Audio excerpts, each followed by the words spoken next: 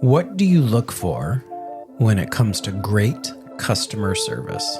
I think for me, I'm a big observer, and I'd say intentionality.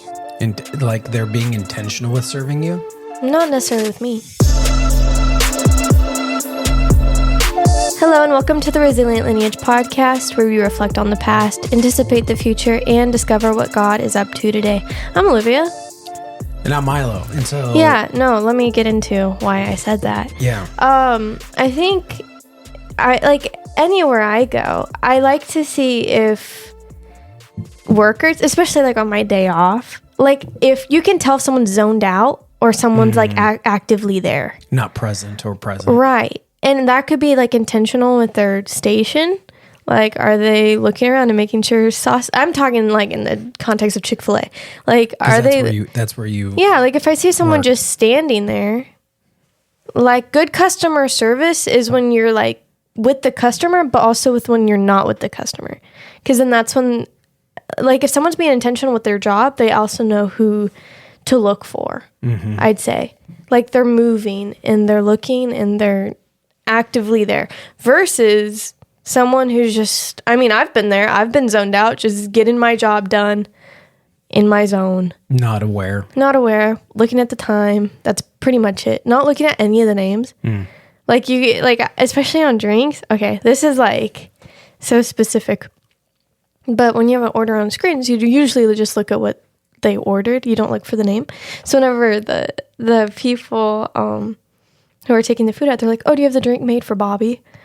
I'm like, I don't even know what Bobby like. What they had a sweet tea, right? Like, you know what I mean? Yeah. So I think that's a product first, customer second. Yeah. Way of thinking. Yeah. So I'd say like intentionality. Like if they're there, they know what's going on, and pretty much like all of our managers are pretty good. But that's just me. I think for me, one of the things I pay attention to is how well do they listen. Like listening to understand, not listening just to accomplish something. Finish something. And I think that's because it's like with a lot of jobs, particularly if you have a customer service, a job that it requires customer service. There's probably there's a lot of things you experience over and over and over again. So as the person who's serving, you can start slipping into a wide variety of assumptions of what you think the customer might be saying, but it could be different than what they're actually saying. So that's one of the things I pay attention to. We are today talking about how do we live a life of service effectively. I'm shocked we haven't done an episode on this yet. Yeah. I think we've talked around it, right? We've talked about generosity. We've talked about... elements of serving. Yeah, a lot of ingredients that go into this. But this is sort of a framework that helps our thinking as a family around this connect, equip, worship, serve. So if connect is about the community you're building around yourself, if equip is, or the community that you're a part of, if equip is about the kind of that posture towards learning and growing and maturing and things, and worship is that posture towards God of, living in adoration of someone greater than yourself, then the responsibility of serve is the fourth piece. And we draw all of this out of Acts chapter 2, verses 42 through 47. You wanna read that for us? Yeah, I got you. We read it all the time. This is a pretty common passage we look at for the podcast. Yeah. So this is again talking like the early church, Acts chapter 2. And it says, "And they devoted themselves to the apostles' teaching and the fellowship, to the breaking of bread and the prayers. And awe came upon every soul, and many wonders and signs were being done through the apostles. And all who believed were together, and all had all things in common. And they were selling their possessions and belongings, and distributing the proceeds to all, as any had need. And day by day, attending to the temple together, and breaking bread in their homes, they received their food with glad and generous hearts, praising God and having favor with all the people. And the Lord added to their number day by day all who were being saved." So that passage is very much sort of forced our family to kind of investigate what how we set our priorities as a family. And so this connect, equip, worship, serve are the 4 convictions we live by that that kind of shape the whole of our life choices in a lot of ways. And so today we're going to talk about this serve piece, because we've talked about what it means to be in intentional community. I think we've talked a little bit about worship. I don't know about the equip piece. Maybe the whole podcast is the equip piece. Your weekly listen. Yeah. Or our Feel motivated. Weekly, sermon prep and conversations and things. But today we're going to talk about this serve piece. And specifically, we're looking at the Great Commission as one of the key ways of understanding how do we shape a life of service. Now, when we say Great Commission, that's not a phrase that's in the scriptures. It's something that we've used to describe Jesus' final command to his followers before he ascends back into heaven. So you have Jesus' life and ministry. You have Holy Week or Passion Week, when he then goes and dies on the cross, and then 3 days later he's raised from the dead. And then you have this period of time from when he's raised from the dead until he ascends into heaven. And just before he goes back to heaven, he gives this one last piece of instruction. And this last piece of instruction is found in all 4 Gospels and in the book of Acts. Now, they all kind of have, I think it's Matthew, Luke, and Acts kind of have the most details. Mark and John are a little bit light on the details, but they all have a moment when Jesus is essentially saying the same thing. And so for our purposes, we're going to look at Matthew chapter 28, verses 16 through 20, where he says, "All authority in heaven and earth has been given to me.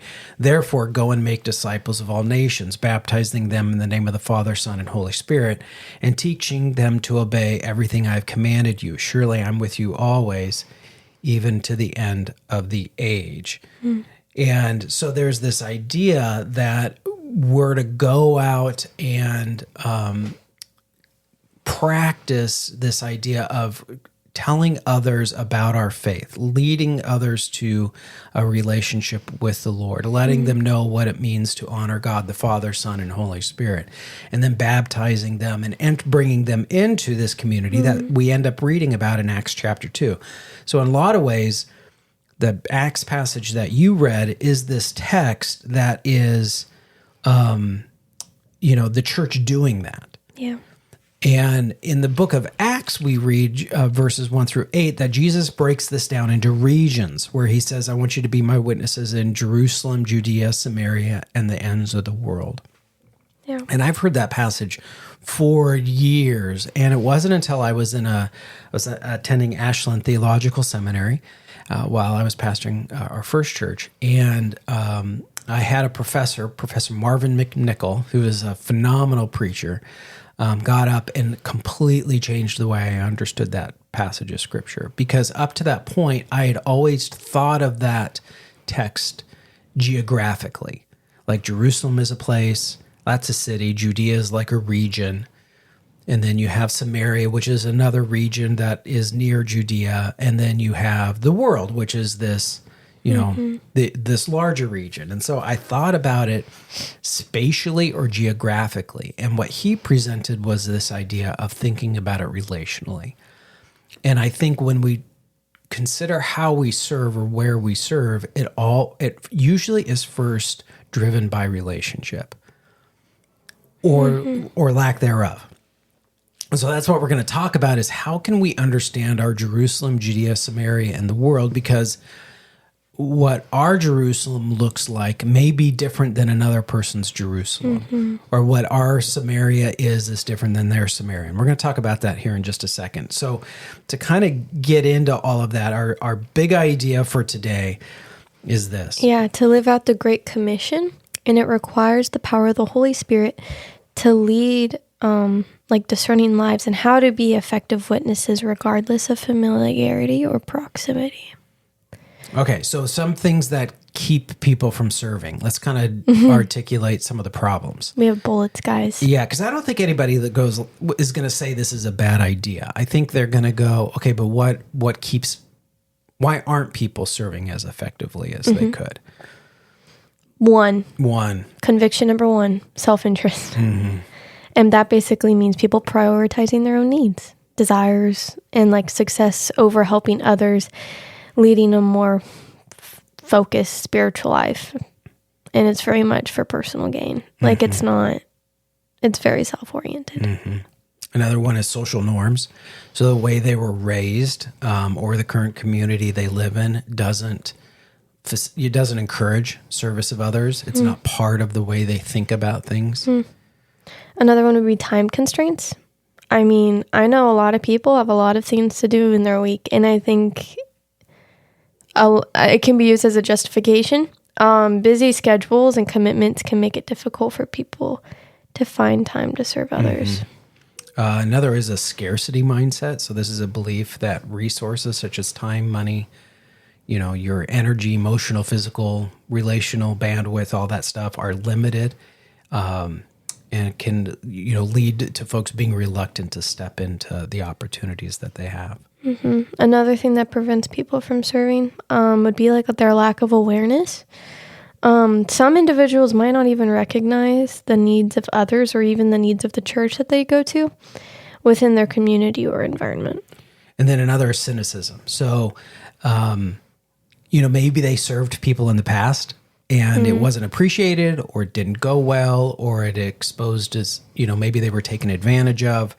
That kind of living charitably towards others, wasn't a positive experience. It was something that may have caused some personal pain. Or, I'd even say this, some people are cynical not because they have experienced any of those things, but they've seen others experience those things. And so they then kind of assume, they use that as justification to not serve.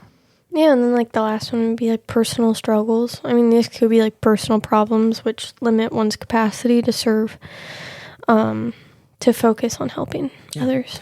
And I think if you look at all of these, it's, there's, for a lot of folks, there's probably a suite of these, right? They kind of come in packages. It's not one or the other. It's, some of these kind of probably clump up together in people's lives depending on what's going on.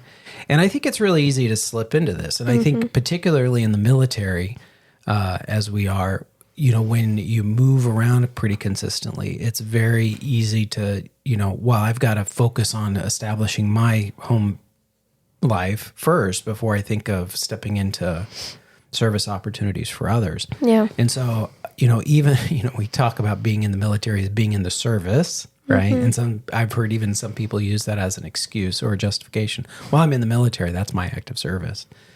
And which I understand where they're coming from, because it is voluntary and it does come with sacrifice, but you're compensated as well. And so the type of service we're talking about is a type of service where you're not compensated for it. It's the type of service the Lord calls us to. Yeah, it's voluntary, and it's for a cause greater than your own, right? It's in response to this commissioning that Jesus did. In fact, I was like, what does the word commission mean? I know what it looks like, but the Oxford English Dictionary had the word commission as a delegated authority to act in a particular capacity.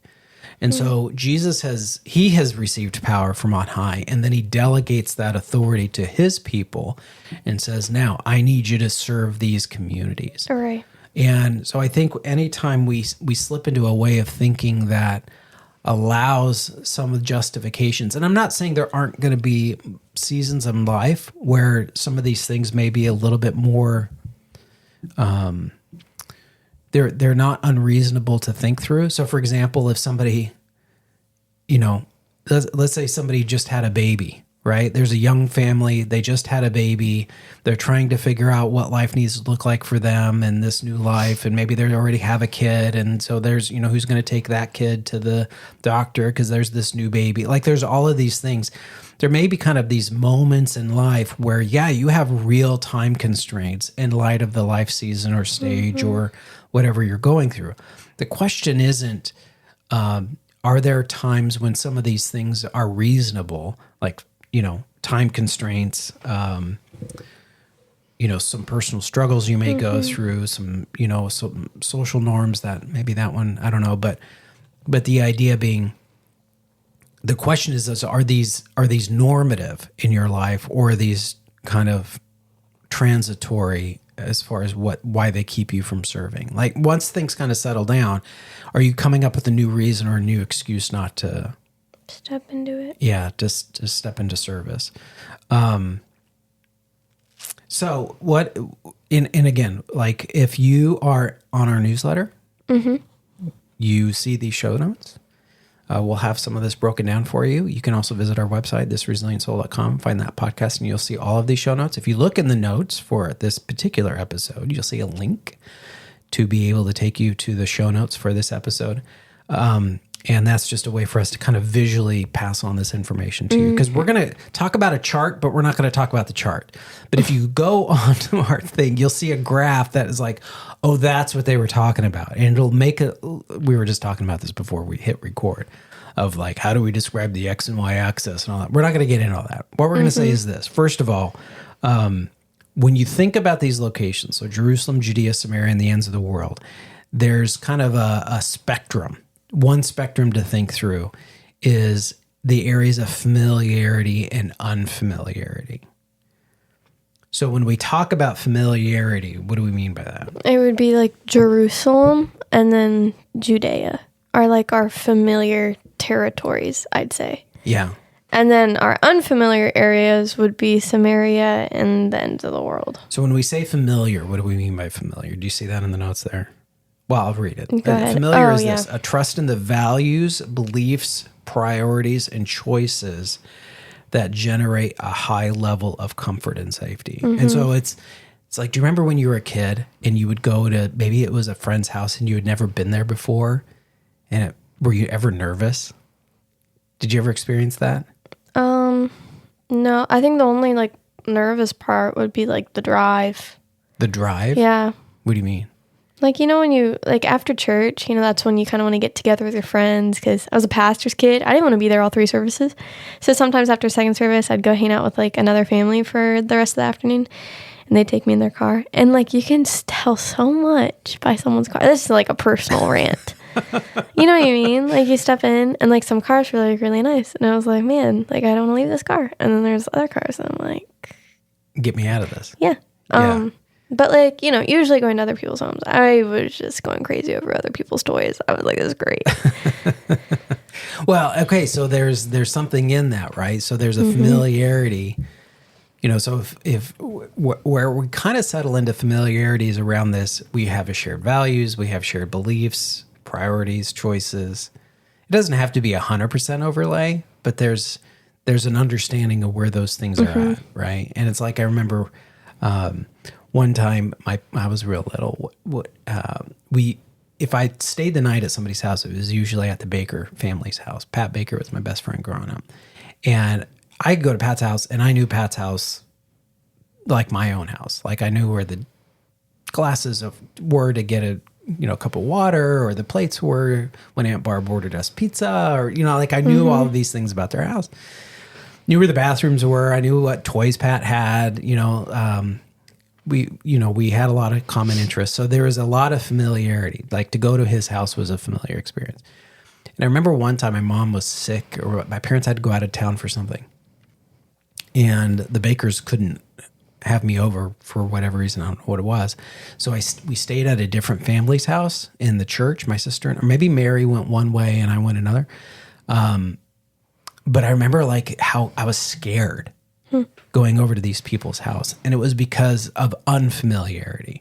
Like, it's not to say I had reason to be scared as much as it was, I didn't know, or I didn't know what those values were. I didn't know what those beliefs or priorities, or what choices were around those things. So it generated this kind of high level of anxiety or discomfort or distrust or even perceived risk. Yeah. And so, this familiarity versus unfamiliarity is sort of this spectrum. And when we're talking about Jerusalem, Judea, Samaria, and the ends of the world, like the initial audience would have been thinking about that relationally. Oh, Jerusalem, I'm a Jew. Jews live in Jerusalem. I know what it's like to be around people that share these customs, share these practices, share these values, priorities. Judea, that's a larger region of Jewish people, right? And so a similar type of thing. But the Samaria and the world, that's the unfamiliar. That's where there's perceived risk. That's where there's some, and when I think about going to those places that are filled with uncertainties, there's some anxiety that sort of wells up in me. And Jesus goes, you have a responsibility to be my witnesses in those places that are unfamiliar to you. Right. Okay, so that's kind of one way of thinking Familiar about it. versus unfamiliar. Familiar versus unfamiliar. And then you have another area to think about it, which is like frequency and then infrequency. Frequency would just be like, how regular or predictable does this interaction happen with other people? So, I mean, like, you go to church once a week, like, that's a once a week thing. Or versus infrequency, you know, it's irregularly or unpredictable. It's an unpredictable interaction with other people. Yeah, so when it comes to, so like, you're breaking these down into places. So Jerusalem would be I frequently am in my Jerusalem. Right? Those are people that are in my rhythms of life. The infrequent would be the larger Judea area, right? So I don't see these people very often. What's interesting is that frequent, I'm putting Samaria in the frequent because I may see them on a regular basis. But I could be so like repellent. But I'm unfamiliar with them, right? So, and then the world is both infrequent and unfamiliar. So, and what helped me with this, so let's kind of get through some examples of what this could look like. Yeah, Jerusalem. So Jerusalem are the people that I'm familiar with and frequently interact with, right? So this would be our family. You know, in your case, you have roommates, right.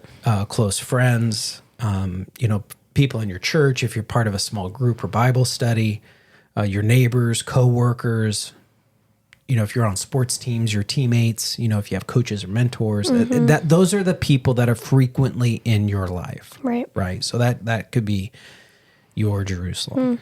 And that's the easy one. Right. Those are the people that I think when a lot of people think about serving, those are the ones that are easy to serve. Right. Because or you're quick to volunteer for them. Yeah. You know? Yeah, because they're easy to love.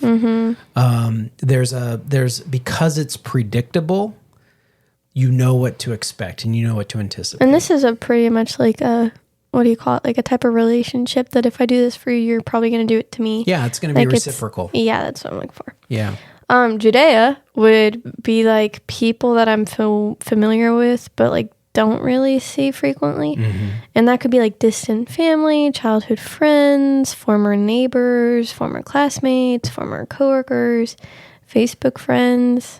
Like you don't see them on a consistent basis. At all. Yeah. And these are folks you may, you know, take a vacation to go see type of things. But you understand who they are because you have those shared values, those shared priorities. Yeah. And in some ways those are, and you know, it's interesting because when I was first exposed to this whole way of thinking, social media wasn't a thing yet. And so the way you kept in touch with folks was via email. That was the new thing, right? Was to send people emails or to send them a letter, which obviously there's a delay with handwritten letters, but even with email, you know, the types of things you would share in there would be kind of more of a correspondence versus today, you know, you could have your Jerusalem. It doesn't have to be about proximity, right? This is where I think it's good to look through these things through the lens of relationships and not geography, because now somebody can be in my Jerusalem and be on the other side of the United States. Because I'm familiar with them and we frequently engage with one another. Does that make sense? Yeah. And so those areas. Okay, so Samaria. The two difficult ones are the Samaria and the world, right? Because those are the places that begin to stretch and challenge us. Yeah. And the Samaria is the people I'm unfamiliar with and frequently interact with. Okay, so this was the was this comment that when Dr. Marvin McNichol was preaching, he was preaching on that text out of Acts 1:8, and he said, "Your Samaria is whoever you call those people." And when he said that, I mean, he was a black preacher, so he had this great way of saying it that was really like, when you listen to a good black preacher, it's like, oh man, it's just rich. And he had that kind of preaching.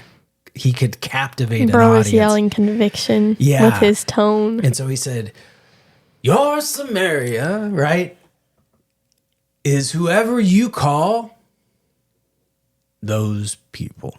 And it was like the room went, because everybody has a Samaria in their mind. And I guarantee one just popped in your head. Yeah. Yeah. And so if you're rich, it could be the poor people. If you're poor, it could be the rich people. If you're an American, it could be, another country. If you're Republican, it could be a Democrat. If you're a Democrat, it could be a Republican. Like, if you're a conservative, it could be a liberal. If you're a liberal, it could be like all of these things we do to create division amongst ourselves. Jesus goes, "I need you to serve them." Isn't that great? And this is the part that stretches us. Mm-hmm. Because I have a responsibility, and this is where it's like the unfamiliarity, but frequency. So it's the same person I see standing out asking for money, panhandling at the intersection. Mm-hmm. Like I see them regularly. That's a Samaria to me. I'm unfamiliar with who they are, or maybe their life circumstances, but I see them frequently. Yeah. I'm unfamiliar with that side of the political party. I'm unfamiliar with that subculture. I'm unfamiliar with whatever it is, right? I'm unfamiliar with these things, but they're regularly in my life. Mm-hmm. And so the temptation is to create reasons and excuses, kind of going back to those justifications to not serve those folks. Yeah. And to me, this is when he said that, and I heard that sermon back like in 2002. So this was a long time ago.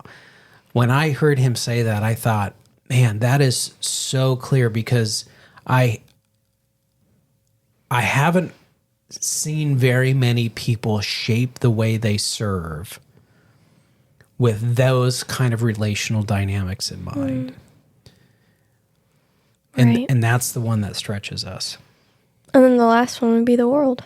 And it's people that I'm unfamiliar with and don't really frequently see. Yeah. So this is your cross-cultural relationships. Yeah. And I've mentioned this on the podcast, but this is where to me it was valuable for a period of time. I tried to get out of the country every 2 years to go visit mission field or some missionary friends of ours that we had in other parts of the country, which are usually serving in, they're not serving at the tourist destinations. They're serving in places that tourists don't go. And in fact, in many regards, maybe the country doesn't want tourists to go because of how their country may be perceived.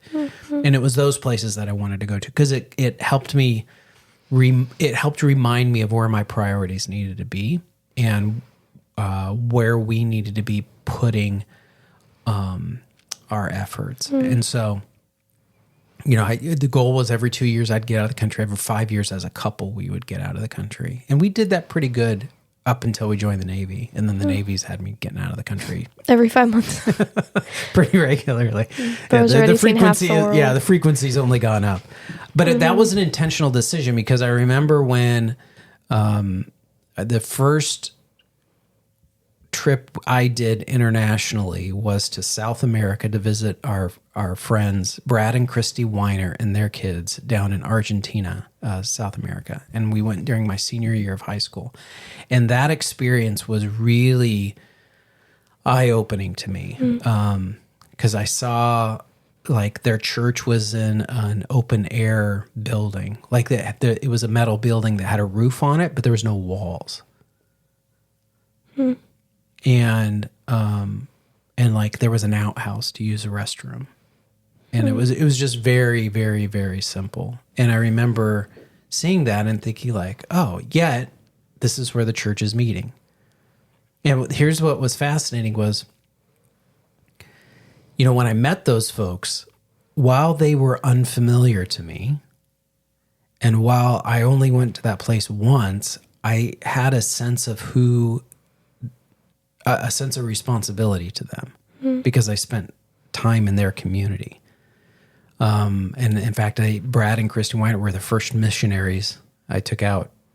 I started financially supporting. I was doing that before that, but like going down and visiting them was like, okay, now I understand what I'm supporting. I'm supporting them in helping lead and minister. And their job was to like equip future pastors and missionaries who were Argentinian, so that they could serve that community down there.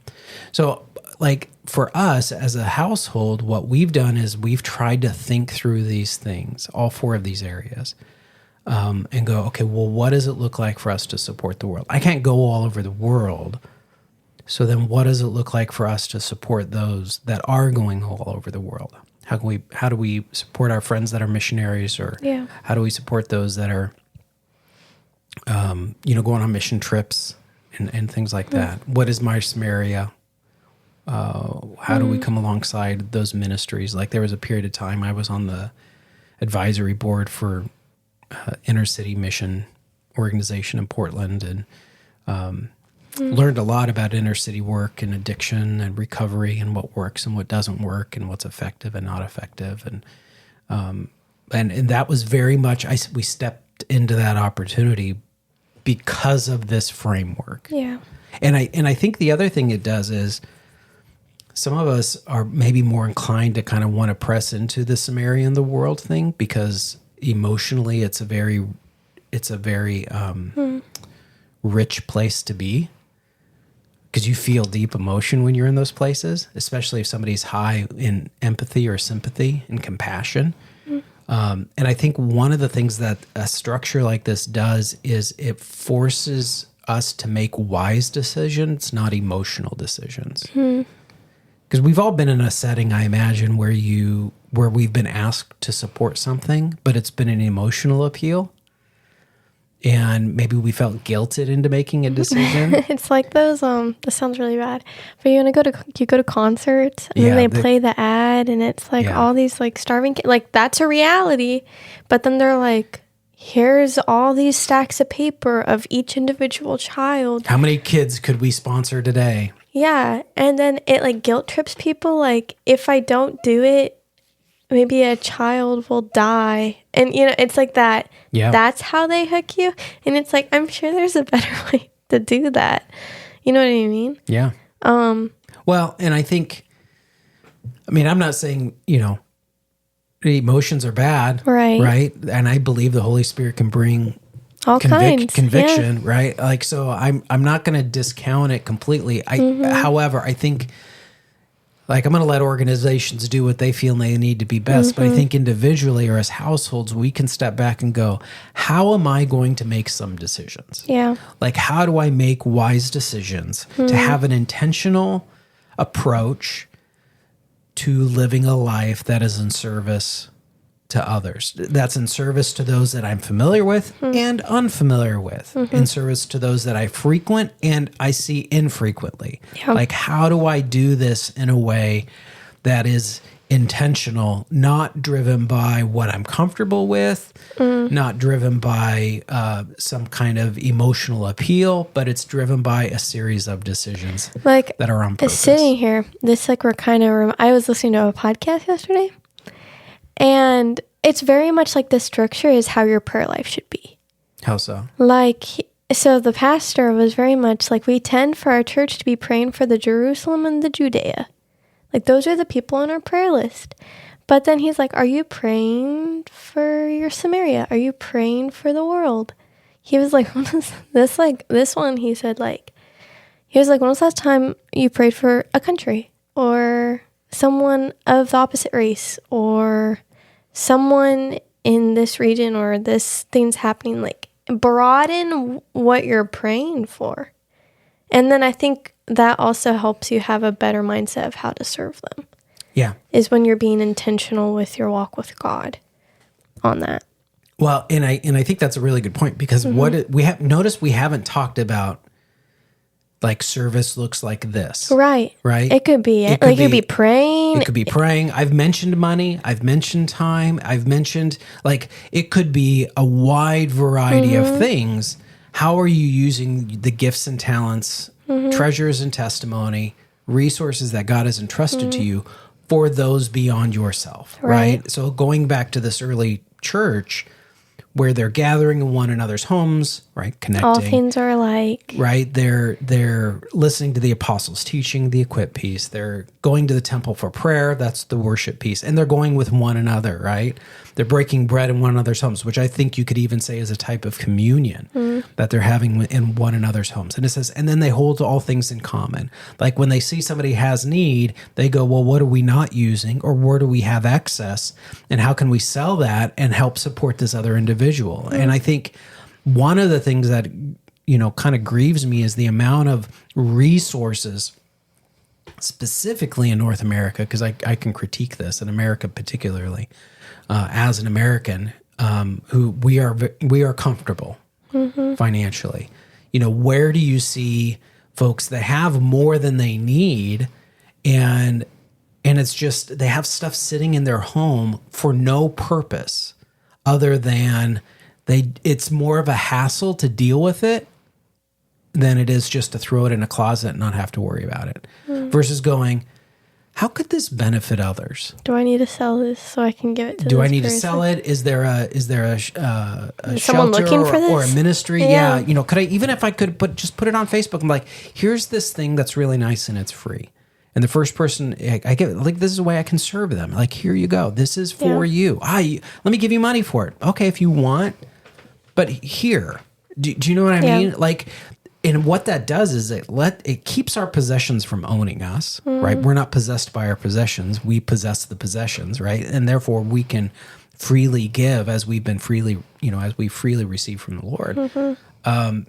But there's this posture then we have to make sure that I'm going to use these things for the benefit of others. And in fact, I'm intentionally giving things away, not because I might not never use it, but because somebody may use it more frequently now than I would. And if I really end up needing one, I can probably go out and get another one. No, that does that make brought sense? like a memory to mind. This is like a really strong conviction when the Lord was breaking two things in my life. I'm very quickly offended. So he was breaking that. He's like, you need to deal with the spirit of offense. And then the second thing was a sense of control. And he's still breaking it every day. There's another thing. And I was leaving work one day, and I work at a lovely Chick-fil-A, and we get free food at the end of our shift. Like, you can kind of get whatever you want kind of relationship. So, I wait like 5 minutes for my food, and I'm like, this is taking forever. I finally leave, and there's like a guy right by the side of the road, like saying like, I need food. And I was like, oh man, like, that's so unfortunate. He doesn't have food. And the Lord's like, aren't you going to share your free food? And I was like, well, Lord, like, it's mine. And he was like, so you're not even going to share the free things in your life. And I was like, ooh. So here you go. So this is where I got really petty. I gave him my nuggets. I kept my parfait, and I probably should have just given it all. That's like not fully. And then another one. Oh, this really got me. It was actually a panhandler. And I've seen this guy like every day. It's kind of like that frequency thing. Like, he's unfamiliar to me. I don't know like much. Yeah. He always has a dog. Him and his dog like be playing in the grass and be throwing sticks. And I pass this intersection every day because I'm a daytime nanny and I have to go through this intersection to get where I need to go. And one day I just had this really thick conviction that I had a $20 bill in my wallet, and I was like, I need to give it to him. And I was like wrestling with it. I was like, no, I'm not going to do that. And like, it was just so overwhelming. I was like, if I just do it, it will go away. Like, you know what I mean? And so I rolled down my window and I waved to him, and he comes over. He's like, it's really good seeing you today. Like, I've seen you before. Oh my gosh, that like wrecked me. I was like, no, like, that's the one. I was like, take it all. Like, he was like, it's really good seeing you today. Like, he's familiar to you. He's familiar to me too. And I'm like, oh, nah. Yeah. Nah. Yeah. that was like super convicting that the people that I recognize as those people, they also recognize me back. Yeah, that's a really good point. And I think, obviously is it always appropriate to give somebody who's begging on the side of the road something? I don't know the answer to that question. Right. I am, there are circumstances. In fact, I saw a YouTube short where this guy was out in a wheelchair in front of, I don't know, a store somewhere. And his hand was all kind of bent in on itself, and he talked like he was mentally retarded. And then the news came out and like started interviewing him, and they said, "We know you're faking it. We've been following you." And the guy went from like this speech impediment and this sort of looked like he had this physical deformation. He was like, "Oh yeah, you guys got me. I'm fine." They're like, "How much money do you make out here?" And he's like, "I make about $110,000 a year doing this." So now here's the thing. The minute I say that, there's going to be some folks listening to this that are going to go, "That's why I don't give to people," right? Which that's not the question. Mm-hmm. The temptation to always find a reason to become cynical, mm-hmm. right? The temptation to say, I'm too busy. The temptation to kind of go through that list of things. Well, I wasn't raised this way, so I don't know how to do this. Or, well, I don't know if I'm ever going to have enough. Or all of these things that we talked about are the reasons why people don't give. Don't give us justification that we can stand before God with. Like the Lord's not going to go, "Oh yeah, you're right. Your parents didn't raise you right. So that's a good excuse." Like that's not going to be, he's going to go, "Well, when I was naked, did you clothe me? When I was hungry, did you feed me? When I was thirsty, did you give me drink? When I was in prison, did you visit me?" Mm-hmm. And Jesus talks about this, and the people will say, "Well, when did we see you this way?" And he says, "Insofar as you did not do it to the least of these, you didn't do it to me." And so what I don't want people to do is kind of create excuses. Yeah. And my attitude has always been probably better to err on the side of being too generous than not. But I think there's some real that we need to, as believers, I think part of our discipleship journey is to intentionally think through, how is my life going to be a life of service to others? Okay, so questions for reflection, application. Yeah. Question number 1. What is my attitude towards serving others? That one convicted me today, actually, at church. I am a leader for 6th grade girls. And sometimes my attitude is like, I want to strengthen the relationships that I have them, or between me and them, and strengthen the relationship between them and God. Like, that's what it started off as, definitely. Like, me going into it all prayed up, and then, I'm so close in age with them. Like, I'm not that far off. Like, I'm like their older sister. I graduated with their sisters. And so over time, they kind of just like talk over, and it's very much this very familiar relationship where they're really quick to talk over me. And then I look at the clock. I'm like, how much longer do I have to put up do with I this? have to, and before they leave? And the Lord really convicted me today, and he was just kind of like, your attitude towards them is like strictly volunteer work, not discipleship work. And I was like, oh, so let me go to the altar real quick and lay that down. And then today I was just like, how is everyone like trying to be like that intentional with them instead of just zoning out for 2 minutes and then let's just answer the 5th question, guys. Yeah. So like definitely like reflect on what you're like. You might be serving right now. You might be serving in a church. You might be serving in a soup kitchen. You might be serving and working extra hours somewhere else where it's, whatever you do. Maybe you don't do anything at all and you need to find something. Maybe you just pray about it and the Lord will bring something to mind. But like, what's your attitude? Is your attitude strictly, I'm serving because I know it's something I need to do? Which it is, but is that the only reason why? Like, how does your attitude need to change? The another question to consider is, how have I intentionally neglected or over prioritized one of these domains? Describe. So I think it's with any of these, there can be a tendency to gravitate towards one over the other. So there could be some folks. It's probably most folks would prioritize Jerusalem over all of the other ones because it's not out of sight, out of mind. It is in their mind because it is within their sight, and it's familiar. It's relatively easy to serve. It's easier to serve my family and those I like and those I work and those that share my values and my beliefs and my priorities. Like that's kind of like the easy side. Now, at the same time, I also know folks that would rather spend time serving Samaria or the world because it gives them a sense of adventure. It gives them a sense of like they're really on the edge of exploring their faith and testing the merits of their faith and things like that, which there's nothing intrinsically wrong with stepping into adventure and, learning where the boundaries of your faith are. Like that's all great. But sometimes they'd rather do that. Like I see this with folks where they will save up a ton of money to go on mission somewhere else around the world, but they won't go across the street and talk with their neighbors. Do you know what I mean? Yeah. Like, so what's one at the expense of the other? Yeah. So I think it's fair to kind of go, okay, where in my life do I need to reconsider where my priorities need to reside? And not, it doesn't have to all be even, right? But there has to be intentional, like we are intentionally, quote unquote, serving the world because through the missionary friends that we have, through our prayer support, and we have some financial support, and there's some other things that we're doing around the globe that's intentional, right? That we think about it every month. We pray for them every month. So there's an intentionality to all of that.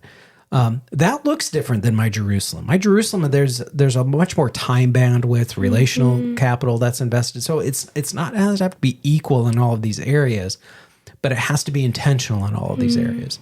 So are there areas that I'm neglecting because it's just too difficult to think about? Okay, another question. Nothing. It says, what would it look like, or what could it look like to be a witness in each of these domains? And I think it's one of those things. I mean, we have the great gift of the Holy Spirit that if you claim Christ to be your Lord and Savior and you live by that and you surrender your life, the Holy Spirit will arise your convictions and what you need to work on, and he'll show you how to do it, and he'll present opportunities for you to do it. So I think we can often kind of get it stuck where it's like, what do you mean? What do you mean it looks like? You need to figure out what it looks like to witness in each of these domains. I'm like, ask God. Like, my witnessing will look different than Dad's witnessing, and how that relationship needs to go with these people and how I need to serve them. But yeah.